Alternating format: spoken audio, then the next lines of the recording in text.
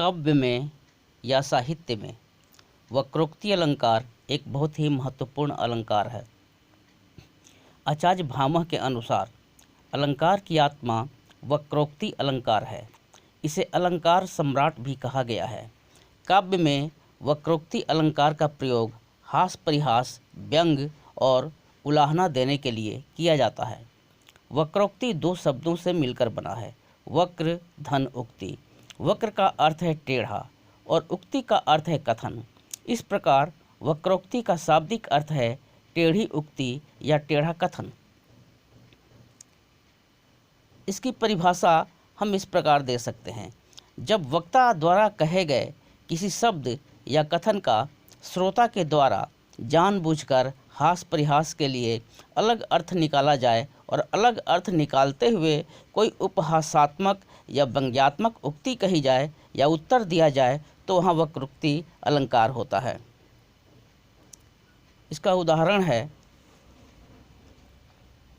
द्वार पर कौन मैं हरि राधे, क्या काम यहाँ जाओ वन में। यह कविता वक्रोक्ति अलंकार का एक उदाहरण है। यह राधा और कृष्ण के बीच संवाद से संबंधित है। परिदृश्य वही है कि राधिका जी कमरे के भीतर कुंडी लगाकर हैं। श्री कृष्ण बाहर से कुंडी खटखटाते हैं। राधिका जी पूछती हैं, द्वार पर कौन। श्री कृष्ण जवाब देते हैं, मैं हरि राधे। श्री कृष्ण का नाम हरि भी है। इस प्रकार वे अपना नाम बतलाते हैं, लेकिन हरि का अर्थ बंदर भी होता है।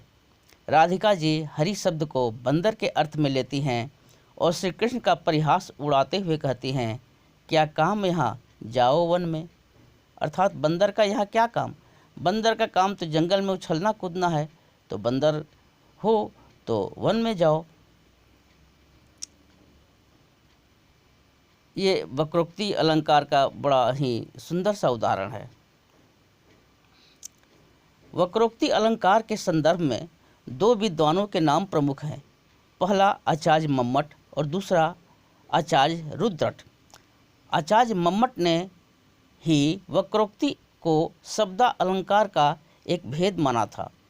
आचार्य रुद्रट ने वक्रोक्ति अलंकार के दो भेद बताए हैं।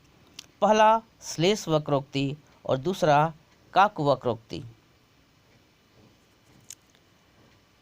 जब वक्ता द्वारा कहे गए किसी शब्द का अलग अर्थ निकालकर श्रोता के द्वारा वक्ता का उपहास उड़ाते हुए कोई उक्ति कही जाए तो वहाँ श्लेष वक्रोक्ति अलंकार होता है। इसका उदाहरण है, द्वार पर कौन मैं घनश्याम, तो बरसों की तजाई। यह राधा और कृष्ण के बीच संवाद का एक रोचक प्रसंग है। परिदृश्य वही है, राधिका जी कमरे के भीतर हैं और दरवाजे पर भगवान कृष्ण खड़े हैं। वे दरवाज़ा खटखटाते हैं। भीतर से राधिका जी कहती हैं, द्वार पर कौन। कृष्ण आवाज़ देते हैं, मैं घनश्याम। श्री कृष्ण का नाम घनश्याम भी है। उन्होंने अपना नाम बताया, लेकिन घनश्याम का अर्थ काले बादल भी हैं। तो राधिका जी ने उनके नाम को छोड़कर घने बादल का अर्थ लिया और उनका उपहास करते हुए कहा कि बादल हो तो कहीं और जाकर बरसो, तो बरसों की तजाए। इस प्रकार राधिका जी ने कृष्ण जी से मजाक करते हुए उनका उपहास उड़ाया।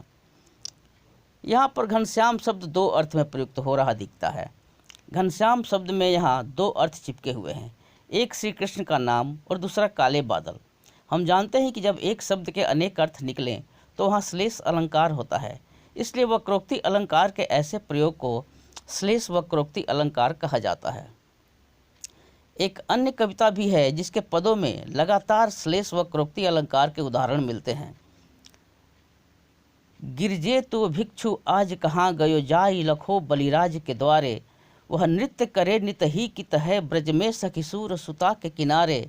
पशुपाल कहाँ मिल जाई कहूँ, वह चारत धेनु अरण्य मझारे। पहला पद है, गिरजे तो भिक्षु आज कहाँ गयो, जाई लखो बलिराज के द्वारे।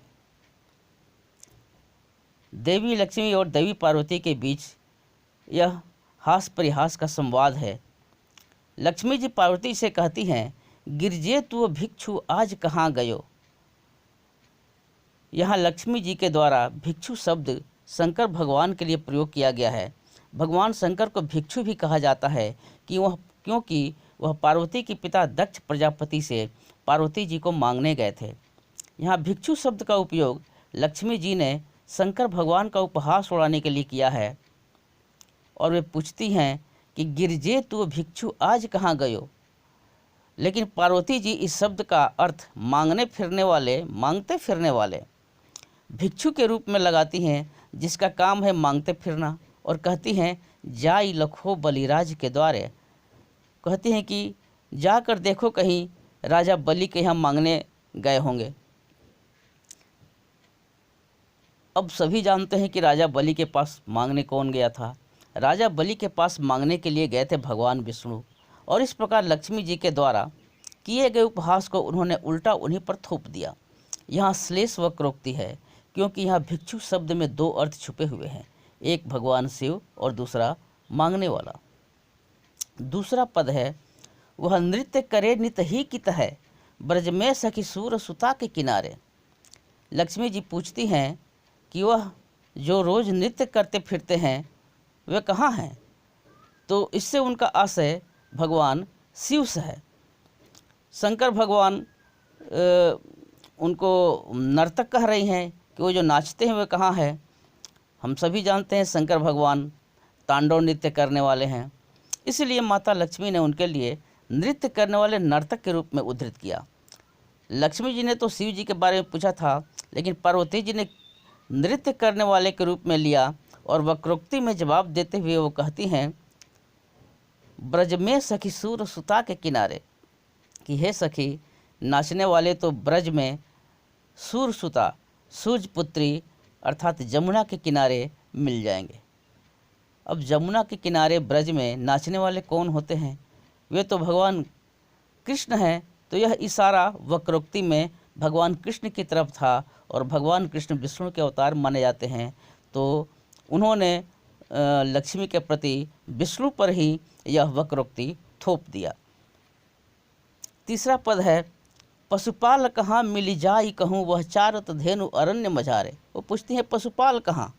लक्ष्मी जी अब उनका नाम रखती हैं पशुपाल। पशुपाल मतलब कि जैसे पशुपतिनाथ कहते हैं हम लोग भगवान शिव को, तो उनका नाम पशुपाल भी है। तो पूछती हैं कि पशुपाल कहाँ। तो पार्वती जी कहते हैं मिल जाई कहूँ, वह चारत धेनु अरण्य मझारे। तो बोले कि जंगल में कहीं गाय चराते हुए मिल जाएंगे। तो जंगल में गाय चराते हुए से किसका अक्स उभरता है?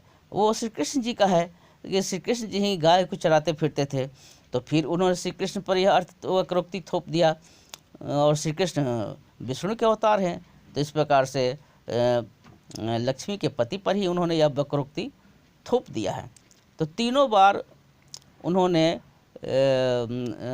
जो लक्ष्मी जी ने उनका उपहास उड़ाया, तो उल्टा उपहास इन्होंने भी वक्रोक्ति में उनका जवाब उसी तरह से दे दिया। ये श्लेष वक्रोक्ति का उदाहरण है।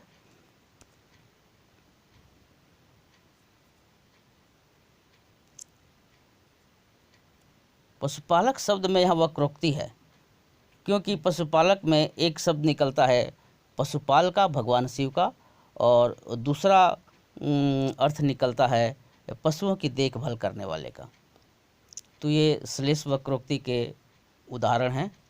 अब है काकू वक्रोक्ति। काकू वक्रोक्ति, काकू का अर्थ है कंठ, और हम जानते हैं कि कंठ से किसी भी कथन का उच्चारण होता है। तो शब्दों का उच्चारण इस प्रकार किया जाए कि शब्दों के वास्तविक अर्थ के बदले उल्टा या तिरछा, उलाहना भरा या उपहास भरा अर्थ का संकेत हो, तो वहाँ काकू वक्रोक्ति अलंकार होता है।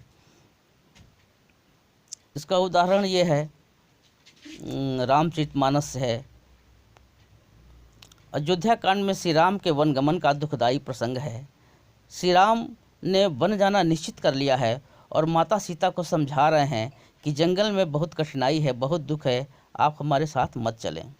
लेकिन सीता जी अपने तर्कों से प्रभु श्री राम को निःशब्द कर देती हैं और एक वक्रोक्ति का प्रयोग करती हैं।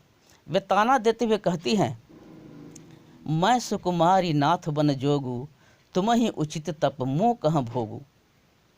वे कहती है कि हाँ, मैं तो सुकुमार हूँ और नाथ वन जाने के योग्य हैं। नाथ को तो तपस्वी का जीवन शोभता है और मुझको तो भोग विलास शोभता है। तो ये वक्रोक्ति है।